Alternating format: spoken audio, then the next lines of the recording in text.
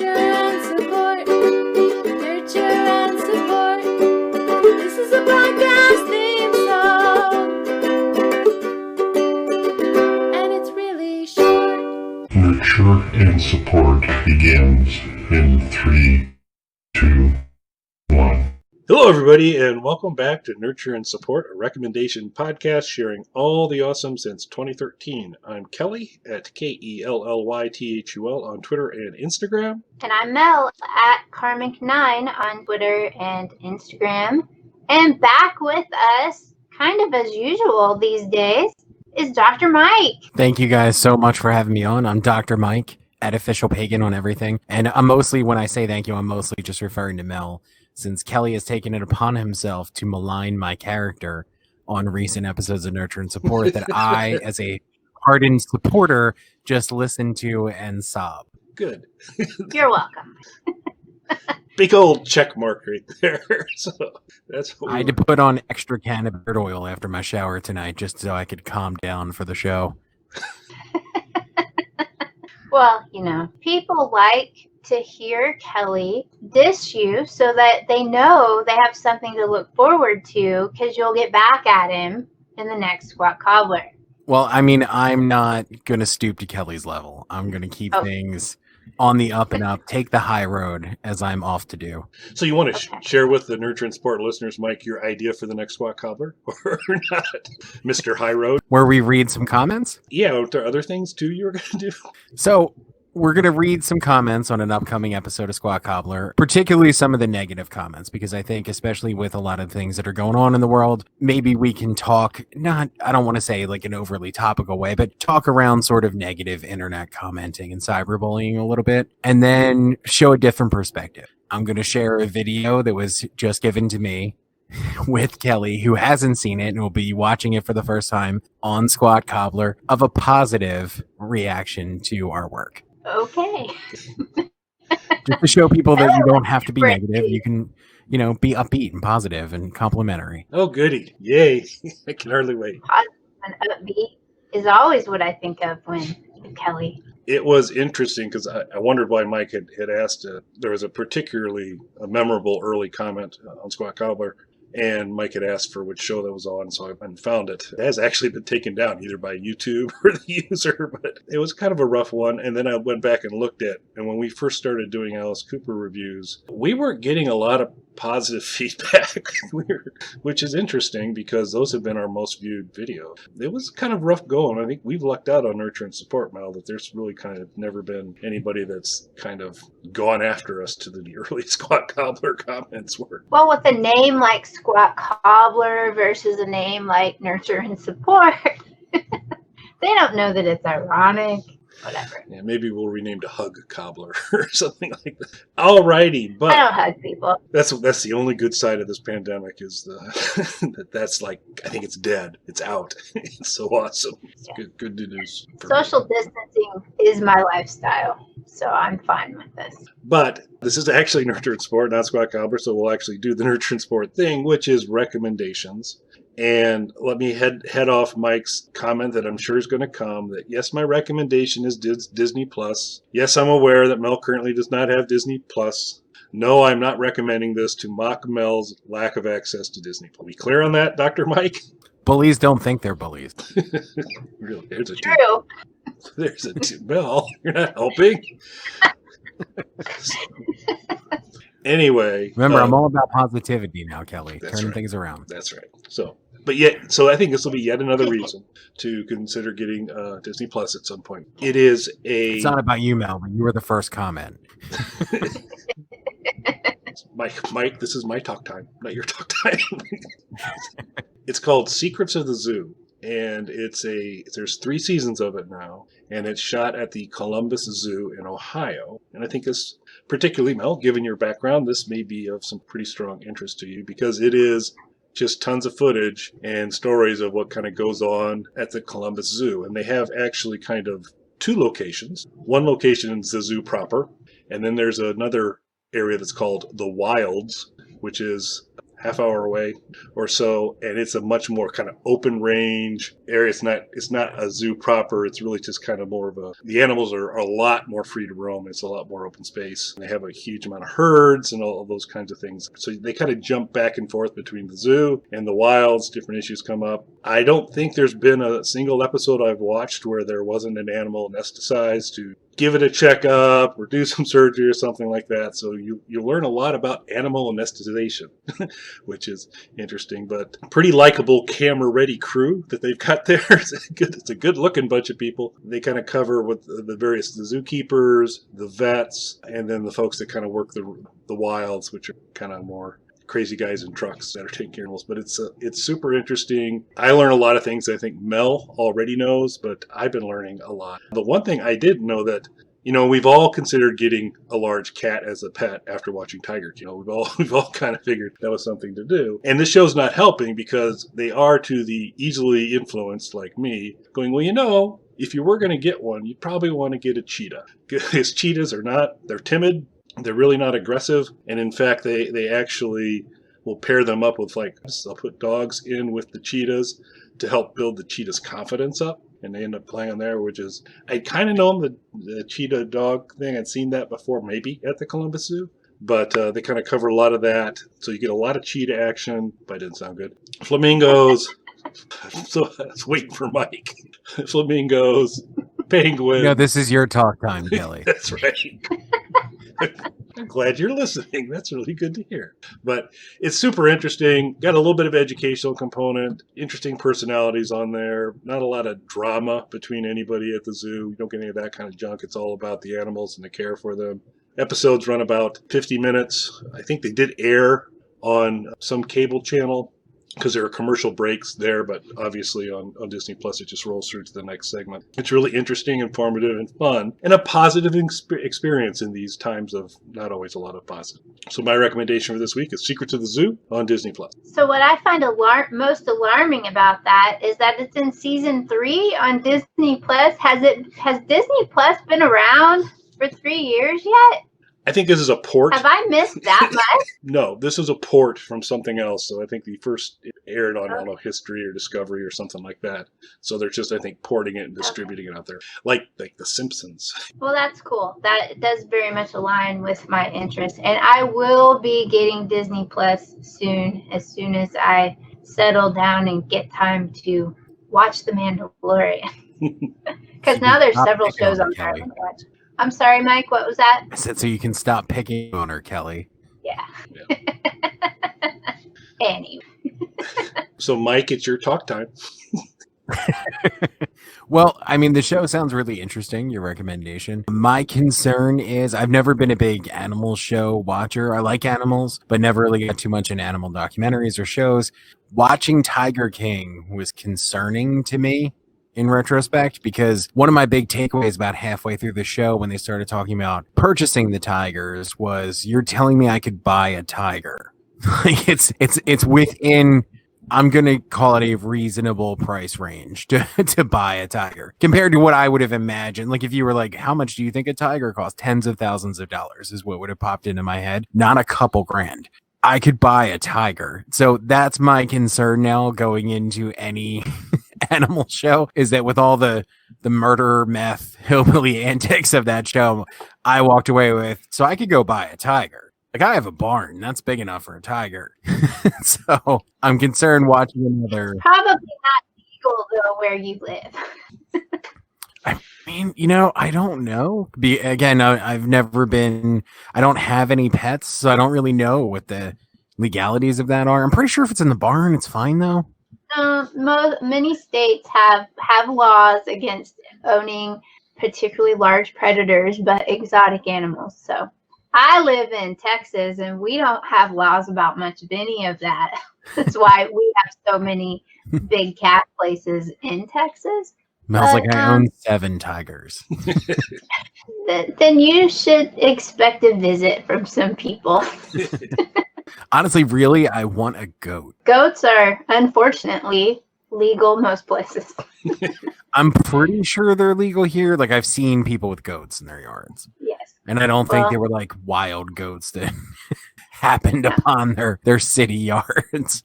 Goats are very fun to watch, particularly when they're little babies, but they will eat your car if you give them a chance. So just be careful. So you guys heard it here. Mel said you should definitely get a goat.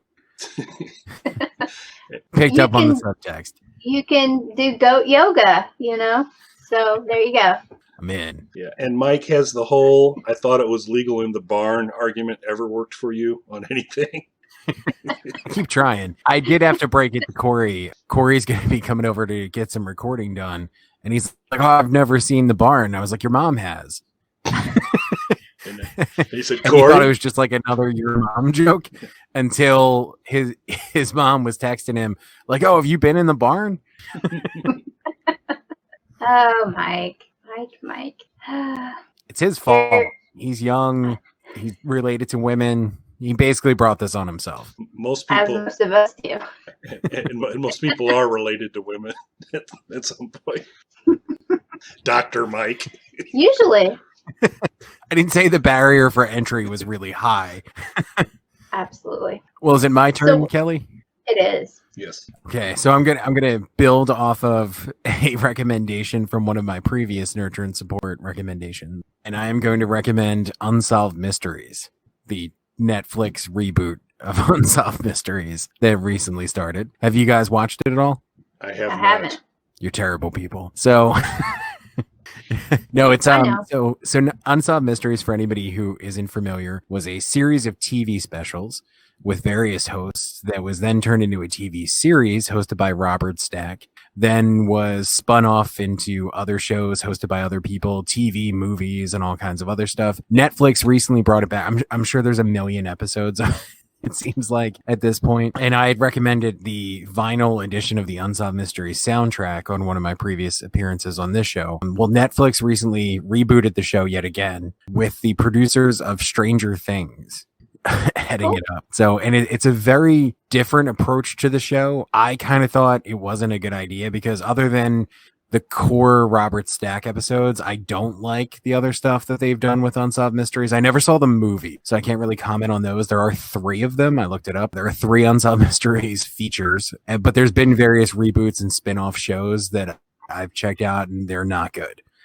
They don't carry it on well. So I was a little apprehensive about checking the show out, but I like Netflix. I love Stranger Things, so I had high expectations for it. It is a really different series. It is the same sort of like cold case structure and asking people at the end for tips and things like that, but it is not for anybody who hasn't seen the original show. It was like a news magazine style show where they would do like 3 or 4 different segments about different things. This is a series of 1-hour crime documentaries. There's no host. It's played like a very serious, straightforward documentary. So, and of course, Netflix has built a reputation over the past few years with their true crime documentaries, and that quality level, minus the tigers and meth, continues over into this. And unfortunately, at no point was I like, I can buy a tiger watching it. But it was good. You get an hour with each particular case, and I feel like it's a good amount of time.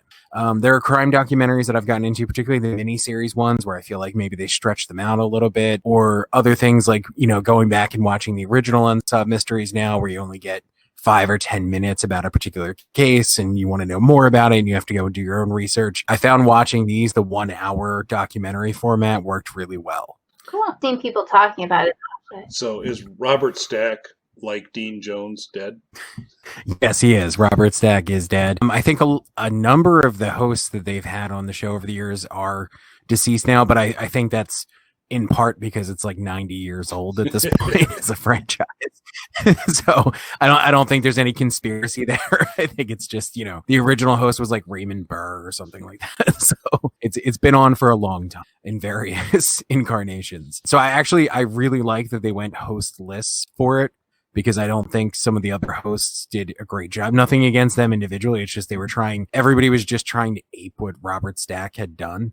And it just felt weird to me watching it, having grown up on the Robert Stack episodes of the show. And so I like that there's no host to it. There's a new version of the sort of classic theme song that's more like atmospheric and ambient sounding. So I really like that. And I like, they're good well-made documentaries. And it's surprisingly, I've seen some memes already that were pretty funny about a younger generation sort of discovering the show and then getting frustrated when there's no resolution to the crime at the end, not realizing that it's called Unsolved Mysteries. So I've seen variations of the memes on that were pretty funny.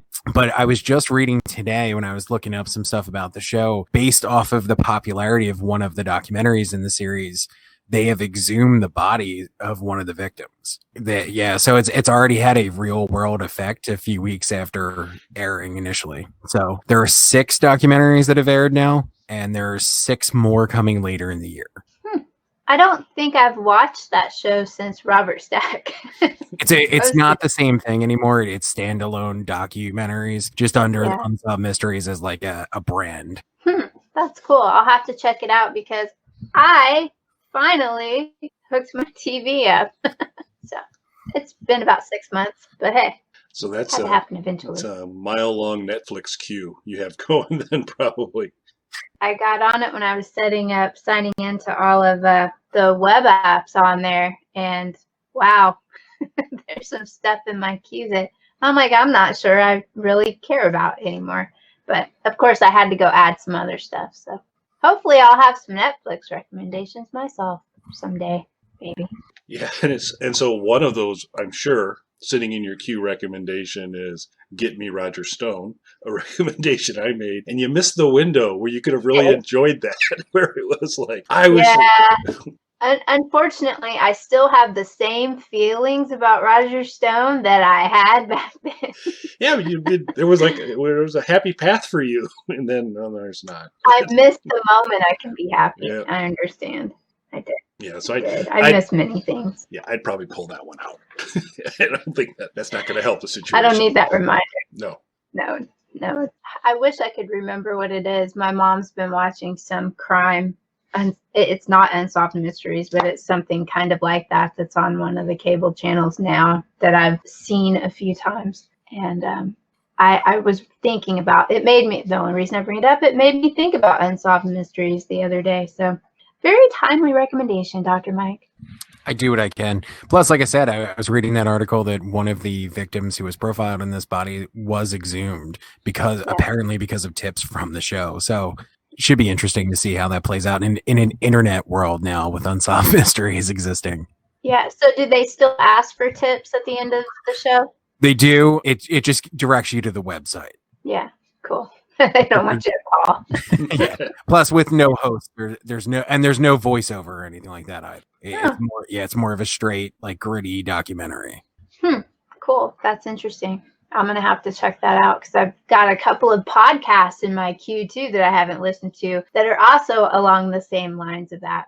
So Unsolved Murders, nifty. So I think that makes it my turn, and my recommendation is going to be very short and very, very probably not interesting to many of you, but it kind of fits with, I've talked about my pet so many times over the years of this show. So I kind of have a zoo of animals myself in my house. And I recently bought on Amazon a very nifty little contraption for, I believe it was like $11.99, that really does wonders around my house. It's called a Mr. SIGA, SIGA, Soft Bristle Brush Scrubber. I know all of you are really, really, really thrilled to hear that. But this little thing, basically, it's a it's a brush.